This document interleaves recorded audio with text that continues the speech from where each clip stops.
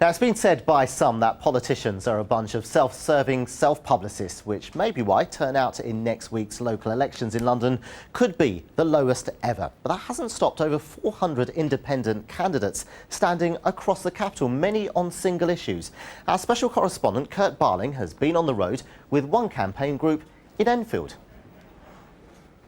We're standing for election in the local council elections.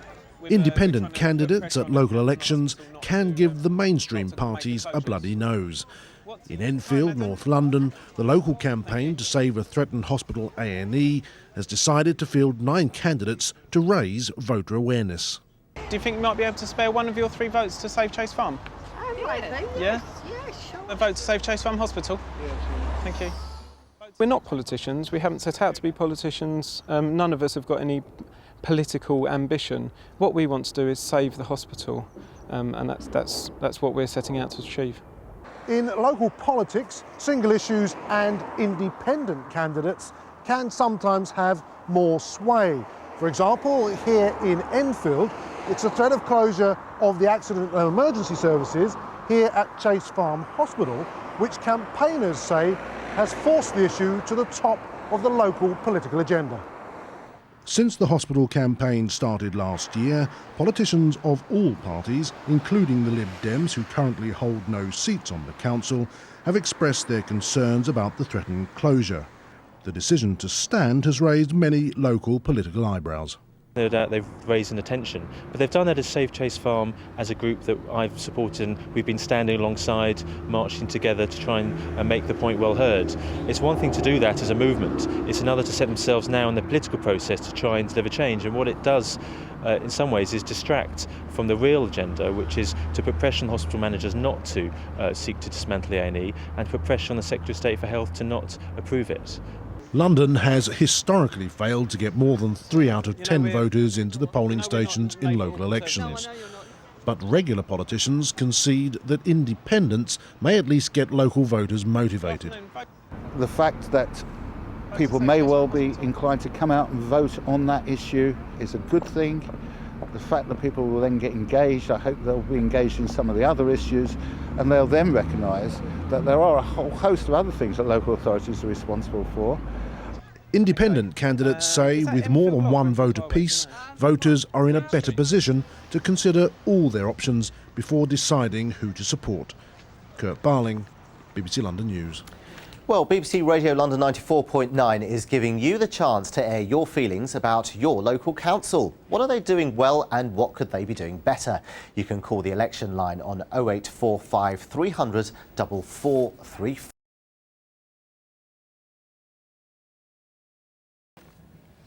Now, Labour's control over 15 London councils could come under severe pressure in next week's local elections. One key area to watch is Tower Hamlets, where George Galloway's Respect party is hoping to turn his general election success into a significant presence in the town hall. Our political editor Tim Donovan has been taking a look at their chances. On the street, there's no getting away from that appearance on reality TV. Big brother ass. How do you think he did? He's all right, man. He's all right. He should have beat up Pete, though. His critics say his credibility has been damaged beyond repair, but the recognition factor remains high, and he could be about to cause electoral havoc in these parts again, through a campaign derided by his opponents as simply negative, opposing Crossrail and the transfer of housing from council control. I describe it as positive, keeping in the public sector assets that belong to the public. I believe that's positive. You may say that stopping Crossrail, devastating Brick Lane and Hanbury Street is negative. I say that it's positive. Labour know there's a job to do, lose 6 seats and they lose control of this council, but they're trusting to voters' common sense after what they've done in more than a decade in charge here. 12 years ago, this place was a basket case council. Now we win awards for excellence. We have the 5th lowest council tax in London. You have the best social services in Britain. So the council here is standing on its record. Quietly keeping out of the Labour Respect spat, the Liberal Democrats believe their influence can increase here as a result of it. It's clearly splitting the Labour vote, and we also will take some of the voters that went to Galloway at the general election will come to us here in the locals. It's been a solitary business for the Conservatives in Tower Hamlets. They hold just one seat here, but they insist that that will change, and not just in the gentrifying areas around Canary Wharf. Things are changing along the riverfront in Tower Hamlets, and the Conservatives will form its first ever group on May the 4th. Across London, Respect have mustered only 140 candidates, but all the efforts going in here and the possibility of first inroads to a London town hall. Tim Donovan, BBC.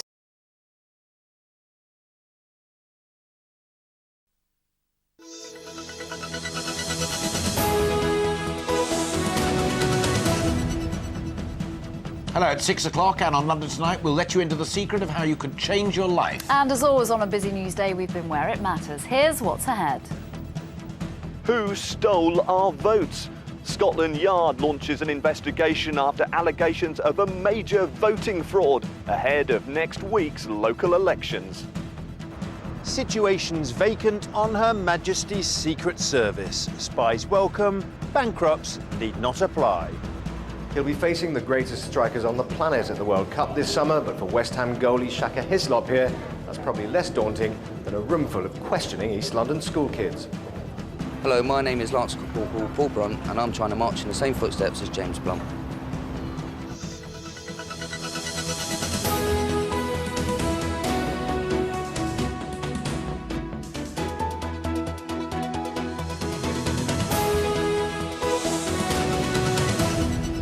Plus, your last chance to win £1,000 to brighten up your outlook. And Weatherman Robin's here to tell you if this is the weekend to do it. But first tonight, with just a week to go until Londoners go to the polls in those local elections, there are alarming claims today of large-scale fraud aimed at influencing the outcome of the voting. Police are investigating suspicious activities in no less than 6 London boroughs. Yes, it all centres around postal voting and how easy it is to effectively steal someone's vote because there's no foolproof way to ensure the right person gets the right ballot paper. Well, Piers Hopkirk joins us now from Scotland Yard with more on this story tonight. Piers. Well, as you say, the Metropolitan Police are looking at what are called electoral irregularities in no less than 6 different London boroughs.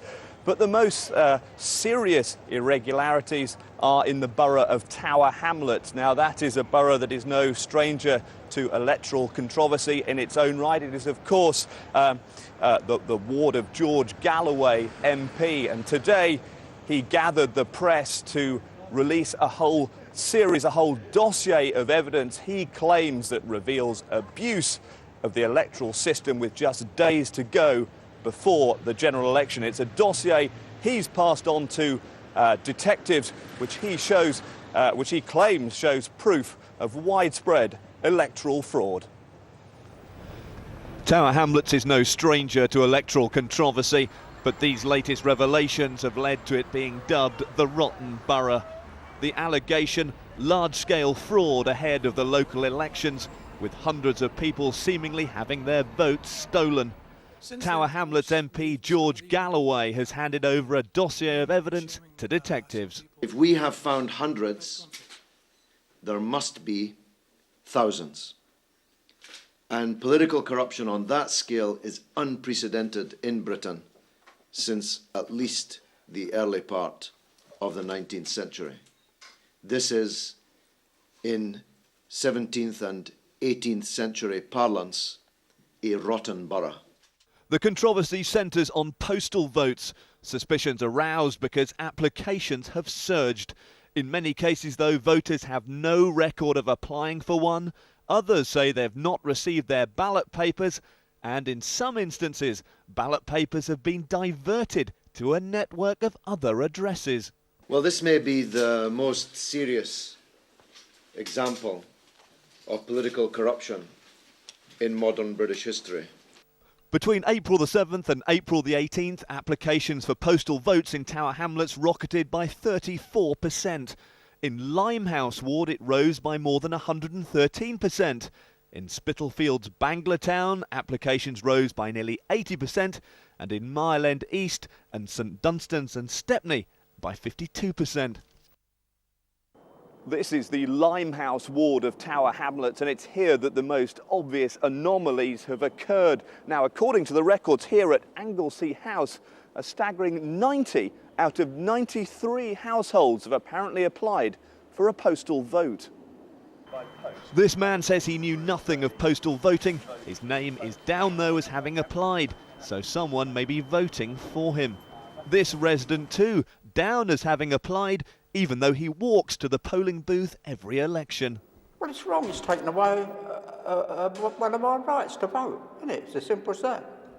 In another street, this 80-year-old man with limited English was persuaded to hand over his voting form on the doorstep. He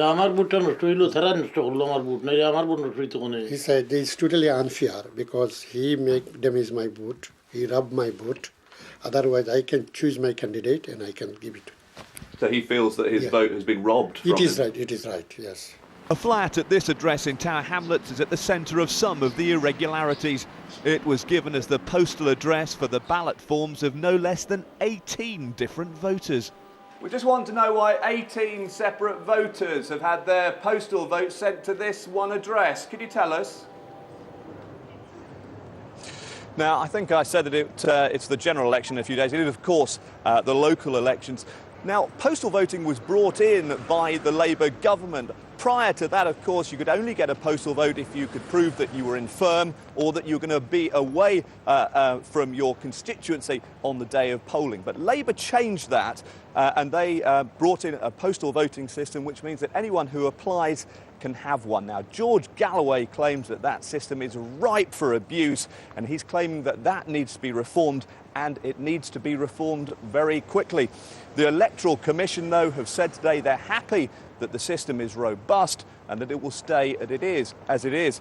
Now, the question is, of course, what will happen if this coming election has been unduly influenced, or there is evidence that somehow the results have been affected by postal vote fraud?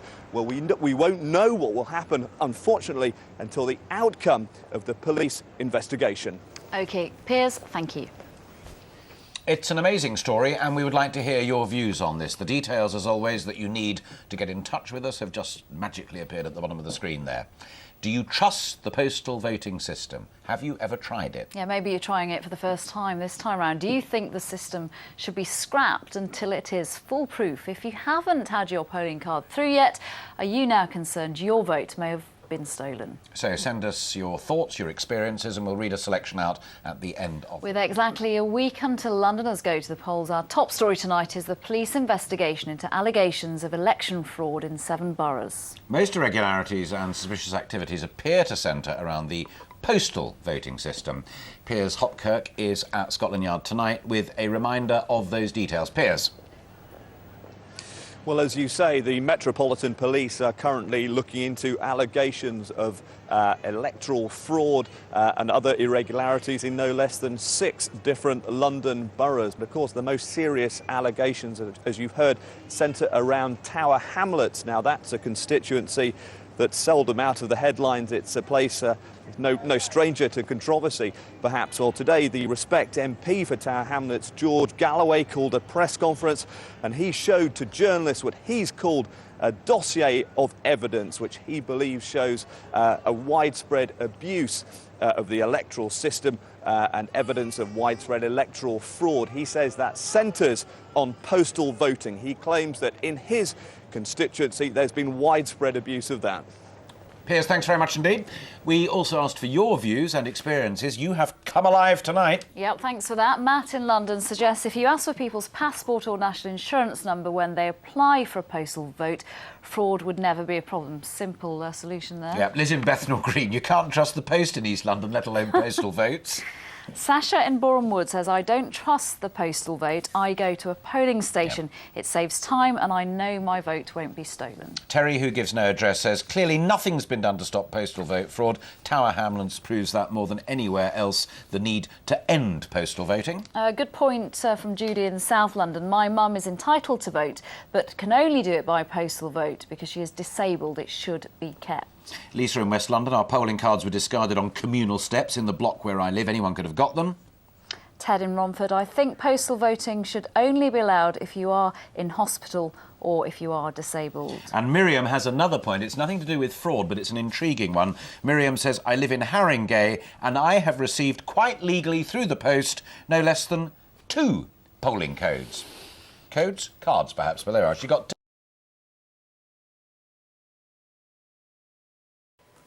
The British National Party, which has just a handful of council seats, has come under sustained attack from church leaders and political opponents ahead of Thursday's elections. It follows claims by Margaret Hodge, a government minister, that, in her view, 8 out of 10 white voters in her East London constituency are tempted to vote BNP, many for the first time. Our special correspondent, Gavin Hewitt, went there to find out why. Heading east out of London, Barking and Dagenham, a place in transition. The old world, big car production, winding up. Labour fears the BNP could make gains here. It's made for canvassing, this is. Yes. This is the new suited, brushed-up type of BNP candidate, one of 13 standing, willing to stop and talk with a student from Nigeria. The rape on there about, what, a year and a half ago of a pregnant woman. This doesn't sort of concern you. But this is what goes through the letterboxes. A 1953 all-white coronation party is compared with Dagenham today, women in chadors, and in the picture lies their real message. Dagenham Working Men's Club has 1,200 members. One time it was Labour through and through. Today there is no shame in being an open voter for the BNP. I'm going to vote BNP, yeah. Dave Richards, 35, a bricklayer who has always supported Labour. We voted Tony Blair in. We voted him in '97. We did. Everyone round it. It's a working man's club. Some people say, of course, the BNP is a racist party. Yeah, they are. But and we don't particularly want to vote for them because, like, Indians, Sikhs, Chinese people, they're really good people. They do great things in this country and all that. But who's listening to us when they bring illegal immigrants in? For many here, housing is a major issue, and they fear, rightly or wrongly, that ethnic minorities are jumping the queue. BNP I'm going to vote for. Victoria Huw is 20, a trainee nurse who comes from a Labour voting family. I think Labour's going downhill now, and it just seems like BNP is doing better for everyone else. You know that some people regard the BNP as a racist party? Yes, I know. I'm not racist myself, but they are helping other people getting housing. What seems to have broken down here is trust in what the government says on asylum and immigration. Dagenham is now going towards the BNP. Dave Dutton is 42, an electrician who has voted Labour since he was 18. You'll find that most people now are turning towards BNP, not for their racist views, but for the way they want to stop immigration. There is a sense here of some people lending their votes to the BNP, more out of an act of protest than any conviction. And what's driving this is a feeling that the Labour Party and society in general are ignoring them, the traditional working class. But on the streets, this flirtation with the BNP is causing deep unease. I got a leaflet and I was a bit upset to read that because that was the wrong idea. Because we are part of the community, we should live together. Nationally, the BNP counts for little. It has just 20 councillors out of 19,000 in England. But there is real resentment in places like this, which may find expression not through the major parties, but on the fringes of British politics. Gavin Hewitt, BBC News, Barking and Dagenham.